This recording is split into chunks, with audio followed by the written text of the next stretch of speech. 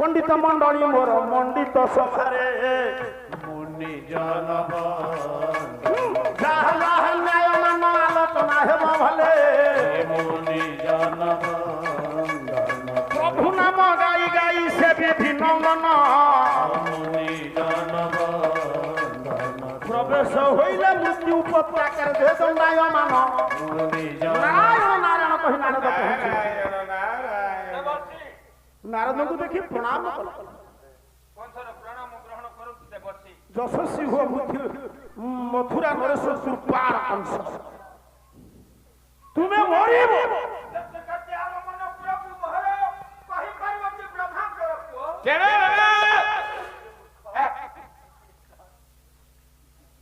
तू मरिबू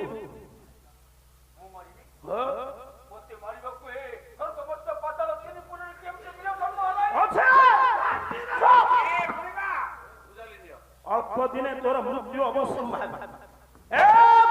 नंदन अरे तू मते कौन मारिबू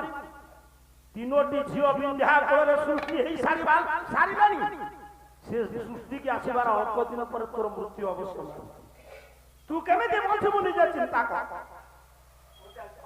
सेई खबर दवा पाई मु दौड़ी गिरा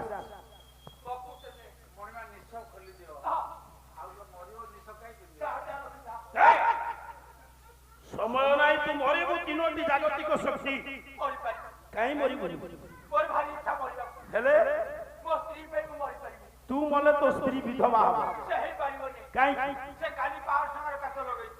कोन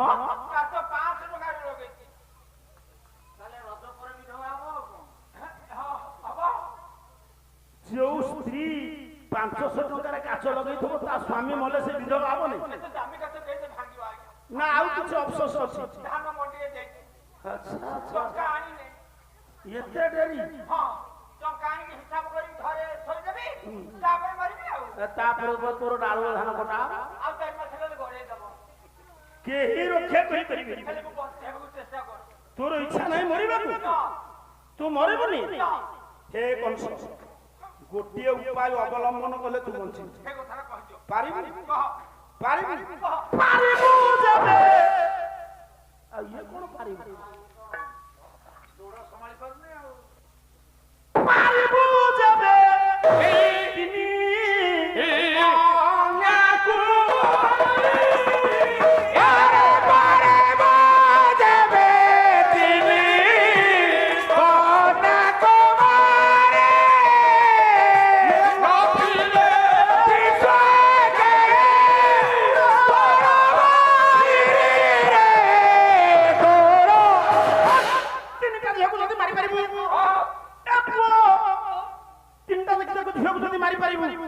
किए कहूची नारद कहूची हे कौन सासु विंध्या फुलरे से तीनटा के झोक जदी मार दबो तू हो हमर राज्य हो करिवु हमर पारी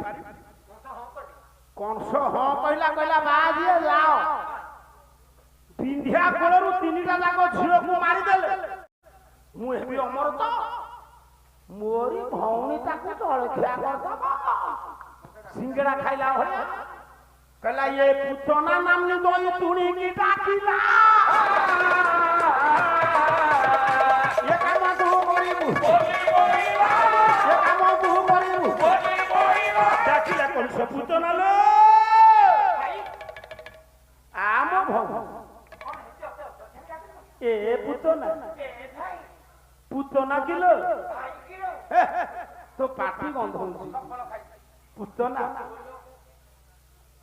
तू जदि मो भौणी हबु ए पुत्र मु तोर कोन हेबी समय नष्ट करना मु जदि तू भाई हेबी तू मोर कोन हबु मु तोर सळा भाउ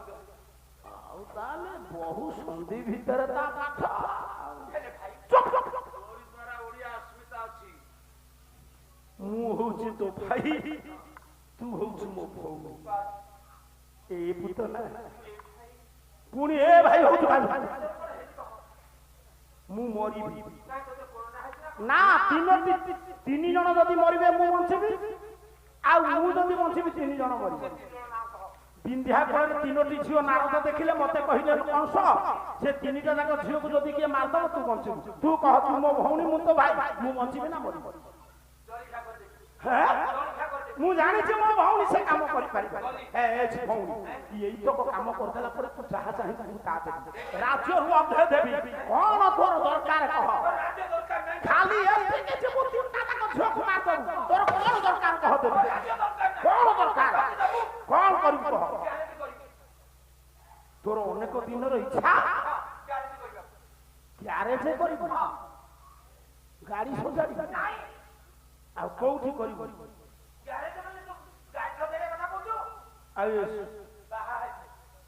ଆଉ ବାହା ହବୁ ମ୍ୟାରେଜ କହୁନୁ ଗ୍ୟାରେଜ କହୁଛୁ ଆଉ ଗ୍ୟାରେଜ କଲେ କଣ ବାହା ହବୁ ଓ ବାହା ହବୁ ଇରେ ବାହା ହବା ପାଇଁ କାହିଁ ତୋର ଇଚ୍ଛା ଲୋ ଭଉଣୀ କହ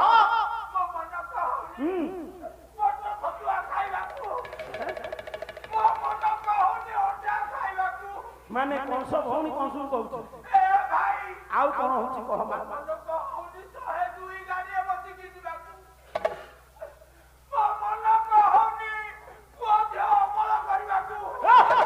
ପୁଅ ଝିଅ କଣ ଅମଳ ହାତରେ ଦେଖାଉ ନଉଛୁ ମୁଗ ତାକୁ ଅମଳ କରି ଉଡେଇବୁ ନା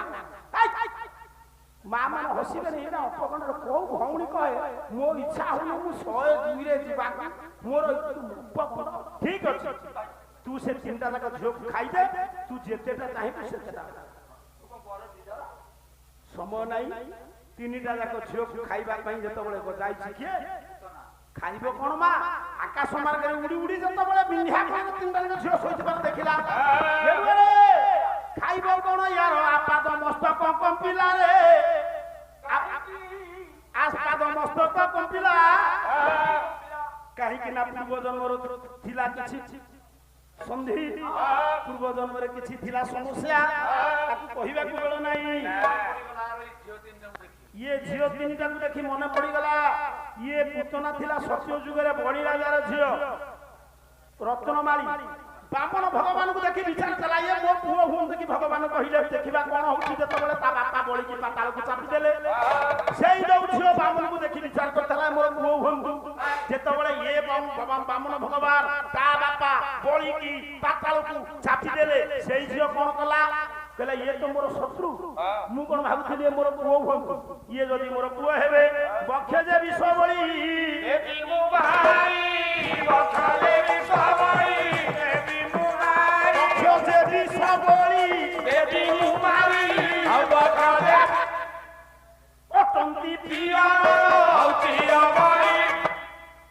ଯଦି ମୋ ପୁଅ ହବ ମୁଁ ଆକୁ ବକ୍ଷରେ ବିଷ ବଳି ଇଏ ମୋ ବାପା ଦମନ କରିଛି ଭଗବାନ ଜାଣିଲେ କହିଲେ ମା ଠିକ ଅଛି ସମୟ ଆସିବ ତୁ ବକ୍ଷରେ ବିଷ ବଳି ପଡିଗଲା ପାଦ ତଳେ କହିଲା ମୋ ଅନ୍ତର କଥା କେମିତି ଜାଣି ବାମନ ଭଗବାନ କହିଲେ ମୁଁ ହଉଛି ସେଇ ନାରାୟଣ ତୁ ମୋ ମା ହବ ବୋଲି କହିଛୁ ସତ୍ୟ ପରେ ତାରେ ହବୁ ଏକ ସ୍ତନୀ ନାରୀ କ୍ଷୀର ଦବୁ ମୋ ଭାଇ ଲକ୍ଷ୍ମଣ ବଞ୍ଚିବ ନା ମୁକ୍ତି ପାଇବେ ନା ପକ୍ଷରେ ବିଷ ବଳି ଦେବୁ ନା ନାଇଁ ଠାକୁର ମୁଁ ତତେ ମାରି ପାରିବିନି ଆଲୋ ମୁଁ ମରିବିନି ବିଷ ଦବୁ ତୁ ମତେ କୋଳରେ ବସେଇଥିବୁ ନହେଲେ ମା ପୂତନା ବିଷ ଦେଲା ବିଷ ପିଇଲେ କୃଷ୍ଣ କୃଷ୍ଣ ମରିବା କଥା ନା ନାହିଁ ହେଲେ ମଲା କିଏ ଯିଏ ବିଷ ଦିଏ ସିଏ ମରେ ନା ଯିଏ ବିଷ ପିଏ ସିଏ ମରେ ଏଠି ବିଷ ଯିଏ ପିଇଲା ସିଏ ବଞ୍ଚିଲେ ବିଷ ଯିଏ ଗୋଟେ ପଦ ଶୁଣିବୁ କି ତ୍ରିପଟା କହିଲେ ଏ ଖା ବୋଲି ହରି ମୁଖେ ଠିକ ବୋଲିବେ ବୋଲିବେନି କାହିଁ ये गुंड माछ देले बोलिबिनी काई जो अनुष्ठान क्षीर दब नहीं गुंड माछ दब नहीं जमा बोली अच्छा कहला ये खा बोली हरि मुखे ये बेला पुरो क्षीर संगत प्राण क्षीर संगत प्राण संगत प्राण ये फसिला अजय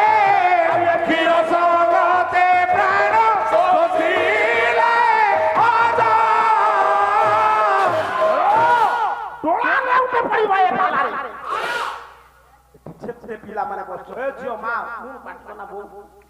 ଦେଖିଲୁ କେତେ କଷ୍ଟ ହଉଛି ତୁ ପାମ୍ପଡ଼ ବସି ଖାଉଛୁ ଆମେ ଭାଗ୍ୟର ଖାଇପାରିବୁ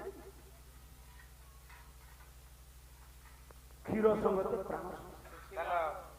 ହେ ଗେଲୁଆ ଇଏ ସେ ପିଲାକୁ କଣ ମାରିବ ମା ବିଚାର କଲା ଯଦି ତିନିଟା ଯାକ ଝିଅକୁ ନ ମାରିବି ମୋ ଭାଇ କଂସ ଯଦି ନ ମାରିବି ତିନିଟା ଯାକ ଝିଅକୁ ଉଠିକି ଆକାଶ ମାର୍ଗରେ ଉଡ଼ି ଉଡ଼ି ଗଲା ବେଳେ ଗେଡୁଆ ଯମୁନା ନଦୀରେ ଦୁର୍ବାସା ଋଷି ଗାଧୋଇ ସାରି ପୁରୁଷଙ୍କୁ ପାଣି ଦେବାକୁ ଯାଉଛନ୍ତି ଇଏ ତିନିଟା ଝିଅକୁ କାଖରେ ହେଇ ଯେତେବେଳେ ପୂତନା ଆକାଶରେ ଉଡ଼ି ଯାଉଛି ଭାବରେ ବିହଳିତ ହୋଇ କାନ୍ଦୁଛି ତା ଆଖିର ଲୁହ ପଡ଼ିଯାଇଛି ଦୁର୍ବାସା ଅପବିତ୍ର ହେଇଯାଇଛି ସେ ବଧା ଜଳି ଜଳି ଯେତେବେଳେ ଉପରକୁ ଚାହାନ୍ତି ତୃତୀୟ ରୁଦ୍ର ରୂପେ ତାଙ୍କ ଆଖିରୁ ଲକ୍ଷ୍ୟ ପଡ଼ିଗଲା ପୂତନାର କହିଲା ଆରେ ଆରେ ଆରେ ମୁଁ ମରିଗଲେ ଚିନ୍ତା ନାହିଁ ଇଏ ତିନିଟା ଯାକ ଝିଅ ମରିଗଲେ ସବୁ ସରିଯିବ ଇଏ ତିନୋଟି ଝିଅକୁ ବଞ୍ଚାଇବାକୁ ପଡ଼ିବ ବୋଲି ଚିନ୍ତା କରି ସେଠି ପୂତନା ଝାମ୍ପ ଦେଲା ଯମୁନା ନଦୀ କି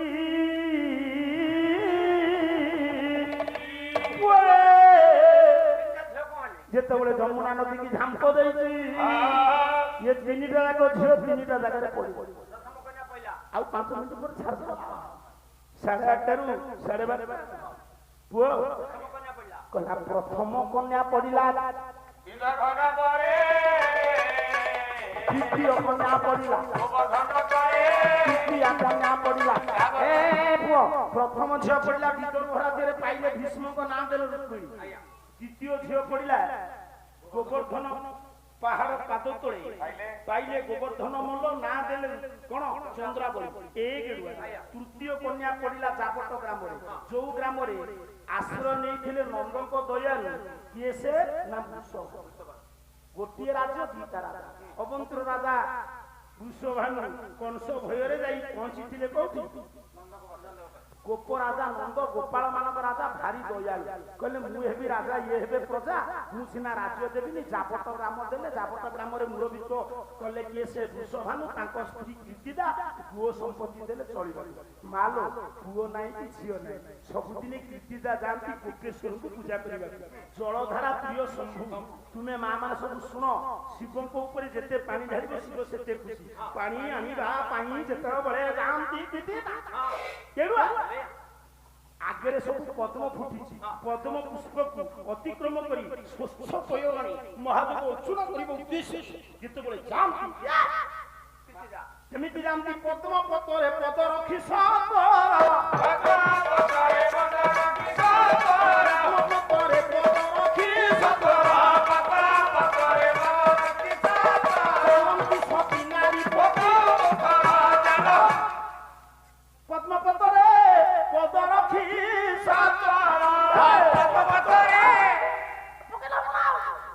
ଚାଲନ୍ତି ସତୀ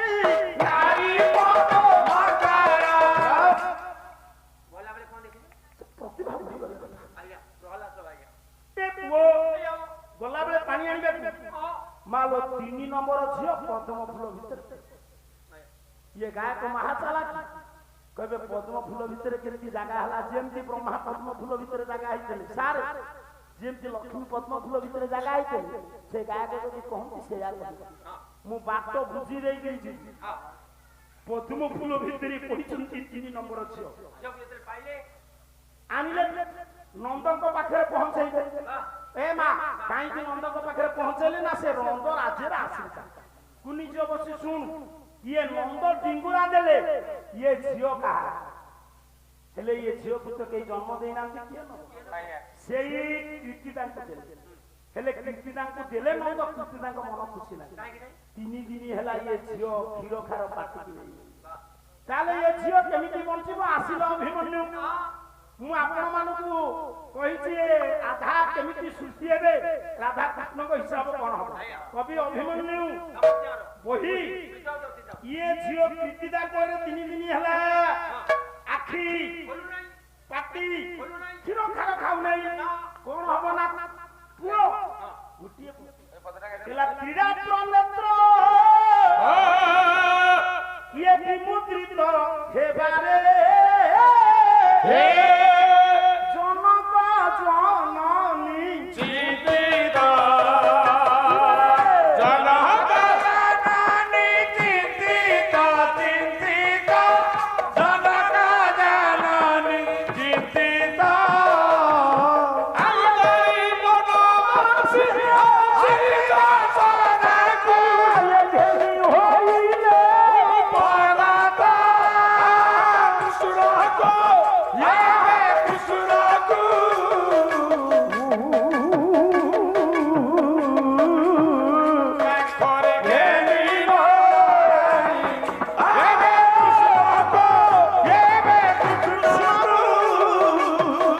কাকরে গেলি মহারানী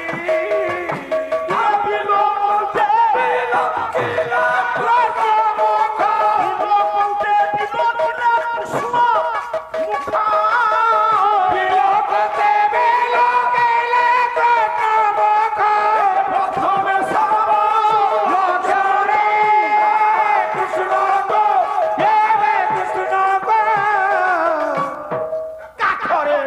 এলিন একাথরে বডিরে সেটিং করছি বাজা বুড়া দেহ উলুসুচি উলুসিলাই মনে হব সে গাউনা হেলে সিনা বজে তাহলে পূর্ণবাসী আসি পৌঁছিলে দর্শনা পাতে শুণ পুଅ 3 দিন ହେଲା ଇଏ ଝିଅ ସେତେବେଳେ କ୍ଷୀର ଖାର କାଟିକି ନେଇ ନେଇ କେଡୁଆ ମା ପୂର୍ଣ୍ଣମାସୀ ସନ୍ନ୍ୟାସୀ ପହଞ୍ଚିଲେ ଯଶୋଦାଙ୍କ ପାଖରେ ଯଶୋଦାଙ୍କୁ କହିଲେ ଯଶୋଦା କୃଷ୍ଣ ନାରାୟଣଙ୍କୁ କାକରେ ଧରିକି ଦୌଡ଼ି ଯୋଉ ଝିଅ 3 ଦିନ ହେଲା କ୍ଷୀର ଖାର ଖାଉନଥିଲା ସେ ଝିଅକୁ କାଖକୁ ତୋଳି ଆଣିବା ପୂର୍ବରୁ ବାମ କାଖରେ କୃଷ୍ଣ ବସିଥିଲେ କାଖରେ କାଖ କ୍ଷୀର ଖାଉଥିଲେ ବାଁ କାଖରୁ ଡାହାଣ କାଖକୁ କୃଷ୍ଣଙ୍କୁ ନେଇ ଆଇଲେ 3 ଦିନ ହେଲା ଯୋଉ ଝିଅ କ୍ଷୀର ଖାଇ ନାହିଁ ସେ ବାଁ କାଖରେ ଯଶୋଦା ବସିଛି ବାମ ପଟ ପକ୍ଷରେ କୃଷ୍ଣଙ୍କର ଏ ଝିଅର ପାଟିକାନି ଅଧରା ମୃତ ଯୋଉ ଲାଗିଛି ସେଇ ପକ୍ଷଜର ଚୁଚୁକକୁ ଯେତେବେଳେ ଧରି ଦିଅନ୍ତି ମା 3 ଦିନ ହେଲା ସେ ଯୋଉ ଝିଅ କ୍ଷୀର ଖାଇ ନଥିଲା ଦି ଟୋପା ଏ କୁନି ବୋଉ ର ପାଟିକାନି ଦି ଟୋପା ସେମିତି ହଉ ଶାଶୁ ଘରେ ସେମିତି ହବ ଦି ଟୋପା ଅମୃତ ଯେତେବେଳେ ପିଇ ଯାଇଛି ये 3 दिन ହେଲା ତୁମରି ପରି ଗୋଟେ କୁନି ଝିଅ ତୁମେ ମାନେ ସବୁ ଗୋଟେ ରତନ ସେ କୁନି ଝିଅ ଆଖି ମାଲ କାହିଁକି ଆଖି ବୁଝିଥିଲା ଏ କେଡୁଆ କାହିଁ ଆଖି ବୁଝିଥିଲା କିଛି ଖାଇ ନଥିଲା ବଳ ପାଉନଥିଲା ନା ସେ ତାର ସବୁଠାରୁ ପ୍ରିୟତମକୁ ଦେଖିବା ପାଇଁ ଆମ ପ୍ରିୟ କିଏ ତାଙ୍କ ପ୍ରିୟ ହେଉଛନ୍ତି କୃଷ୍ଣ ଆଉ ଇଏ କିଏ ଜାଣିଛୁ ଲେଖିଲେ ଅଭିମନ୍ୟୁ ମାତ୍ର ହାଫ ବୋଲି बेले बेले हाथ चाप लो कला दुर्वासा जातक विधि सिद्धि मंत दुर्वासा जातक विधि सिद्धि मंत रश्मि अग्नि विदधि घेनी रश्मि अग्नि विदधि घेनी राधिका नामକୁ गेले तो दुर्वासा जातक विधि सिद्धि मंत खाली नुआई देले मो बाटरे नहीं पहुंचे ସେଦିନ ଦୁର୍ବାସା दुर्वासा ऋषि थिले ये झियो जेमती आखि खोलिला ए गेडुए ନା କଣ ଦେଲେ जातक विधि की सिद्धि करी र कहिल अग्नि ठारू उज्ज्वलमय किए तेणु करी र अधिक हेतु ताना ହେଲା राधिकार ତାହେଲେ ସେ କୃଷ୍ଣଙ୍କର କଣ হবে କି ଦେଖିବା ये झियो आखि बुझिथिला काहींकि ना कृष्ण देखिबा ए तू जो मां क्षीर खाइछ सेई मां क्षीर खाइछ जो झियो से तोर कोन हबो भौणी हबो तू जेतले प्रथम जन्म नेलु ए कोन खाइ ମାଠୁ କ୍ଷୀର ଖାଇଲି केई दे 8 ମାସ तापर कोन खाइ କ୍ଷୀର का ଗାଈ ଯୋଉ गाय की कोंडा के ଗାଈ चुप चुप गाय की मां गाय क्षीर केते दिन खाइलु ସେଇ 8 ମାସେ ଖାଇଲି तापर कोन खाइलु ଭାତ भात कोठु आसला ହାଣ୍ଡିରୁ हांडी कोन मोसे खेलुछु ଆଇଲା ନା हांडी को भात कोठु आई ଚାଉଳରୁ चाउल कोठु आई ବସ୍ତାରୁ इरे बस्ता को चाउल कोठु आइला धान कोठु आसी ଖଳାରୁ ଆସିଲା ଯାତ୍ରା ପାଟରେ ଥିଲା ବୋଧେ ଖଳା को धान कोठु आइला ବିଲୁରୁ एका थरे कहितले इलो ତମେ ଏକାରେ କହି ପଡ଼ିଲେ ଠିଆ ଯେତେବେଳେ बिलो देला ଧାନ धानुरु ଚାଉଳ चाउल मा बसु ए गेडुआ तेणु गाई क्षीर देला बोली से हला मा राजतंत्र समय आउ गोटे मा जदि गोटे पिला को क्षीर दिए राजा पिला को से हुए तार मा ए पुआ बसता को क्षीर खाइ देले किए କିଏ ଖାଇବାରୁ ଆଖି ଖୋଲିଲା ଏଡେ ରାଧା କୃଷ୍ଣ ହିସାବରେ କଣ ଇରେ ଯେହେତୁ ରାଧା ପୂର୍ବରୁ କୃଷ୍ଣ ଯଶୋଦାର କ୍ଷୀର ଖାଇଥିଲେ ଇଏ ରାଧା କ୍ଷୀର ଖାଇଲା ବେଳେ ଆଖି ଖୋଲିଲା କିଏ ଗୋପୀ ମାନେ ଦେଖିଛନ୍ତି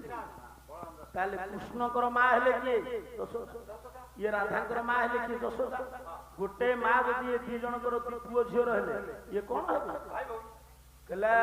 ରାଧା କୃଷ୍ଣ ଦୁହେଁ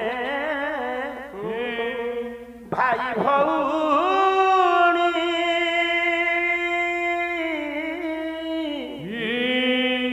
ଏହା ନ ଜାଣନ୍ତି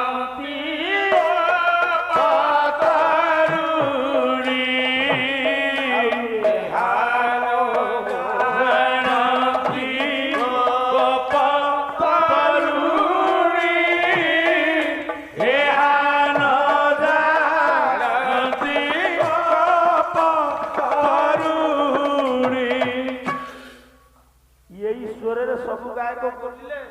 100 ଟଙ୍କା ପାଇବେ ତେଣୁ ରାଧା କୃଷ୍ଣ ହିସାବରେ କଣ ହେଲେ ବାପୁରୀ କେମିତି ମା ପୁଅ ହେବେ ସ୍ୱାଇଁ ଭାଇ ରାଧା କୃଷ୍ଣ କେମିତି ରାଧା ସୃଷ୍ଟି ହେଲେ କହିବେ ରାଧା କୃଷ୍ଣ କିପରି ଭାଇ ଭଉଣୀ ହେଲେ ତାର ପ୍ରମାଣ ଦିଆଗଲା ବିଦଗ୍ଧ ଚିନ୍ତାମଣିରୁ ପ୍ରମାଣ ଦେଲେ ରାଧା କୃଷ୍ଣ କେମିତି ମା ପୁଅ ହେବେ ସ୍ୱାମୀ ସ୍ତ୍ରୀ ହେବେ ଯଦି ଠିକ ପାଲା ବାଲା ହେଇଥିବ ବିଦଗ୍ଧ ଚିନ୍ତାମଣି ଉପରେ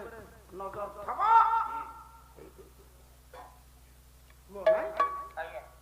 ସମୟ ବେଶୀ ନେଇନି ତାଙ୍କର 5 ମିନିଟ ମାତ୍ର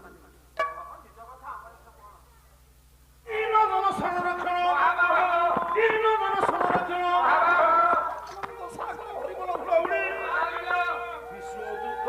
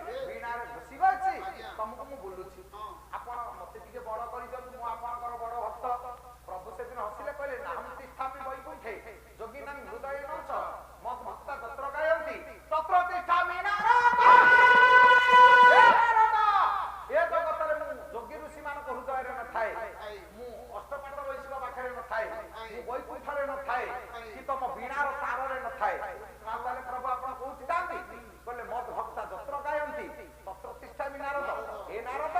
ମୋ ଭକ୍ତ ମତେ ଯୋଉଠି ଖୋଜେ ମୁଁ ସେଇଠି ଥାଏ। ଭକ୍ତ ଅଧୀନ ଭଗବାନ। କାରଣ କହିଲେ ମୋର ଭକ୍ତ ମୋର ମିତ୍ର।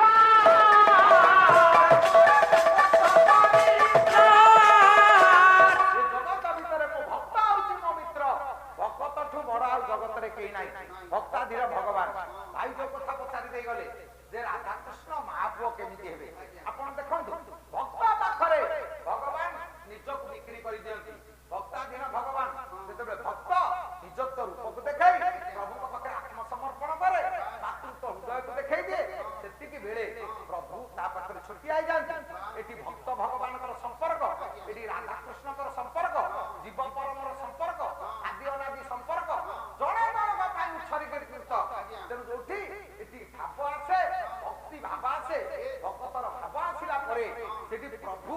ଭକ୍ତ ପାଖରେ ପୁଅ ହେଇଯାନ୍ତି। କାରଣ ଆପଣ ମାନଙ୍କର ଭକ୍ତ କବି ସାଲବେଗ ପ୍ରଭୁଙ୍କୁ ଯଦି ଆମେ ପଚାରିବା ପ୍ରଭୁ ତୋର ଜଗତରେ କିଏ ସେ ଅଛି ନା ମୋର ସମସ୍ତେ ଅଛନ୍ତି। ସମସ୍ତେ କିଏ କହୁନୁ?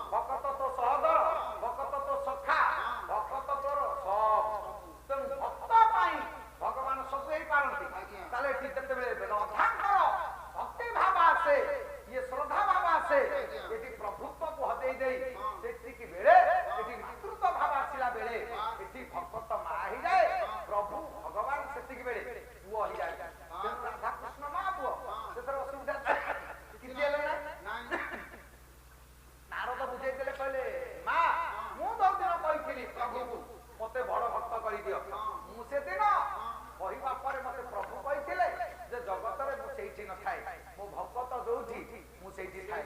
ସେତ ଭକ୍ତ ଭାବରେ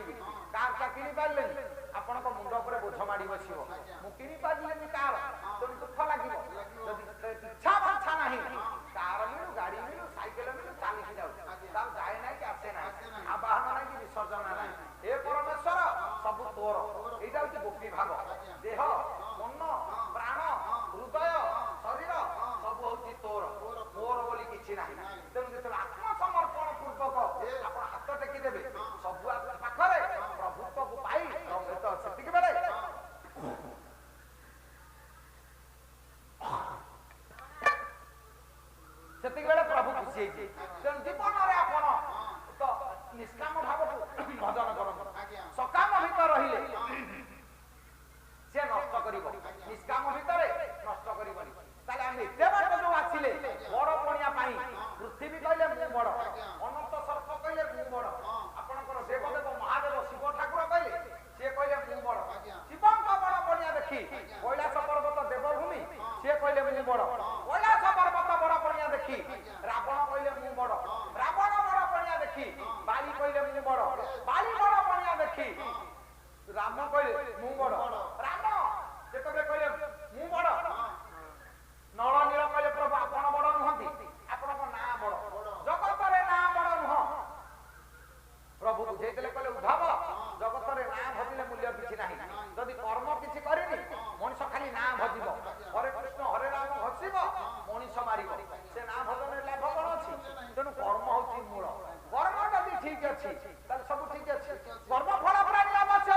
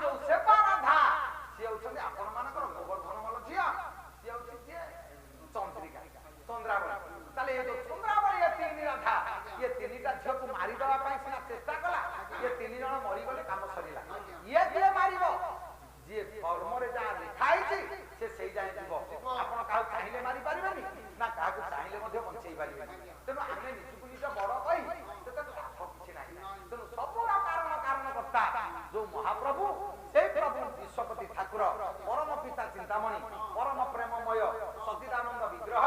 ସେ ପ୍ରଭୁ ଆଦି ଅନାଦି କାରଣ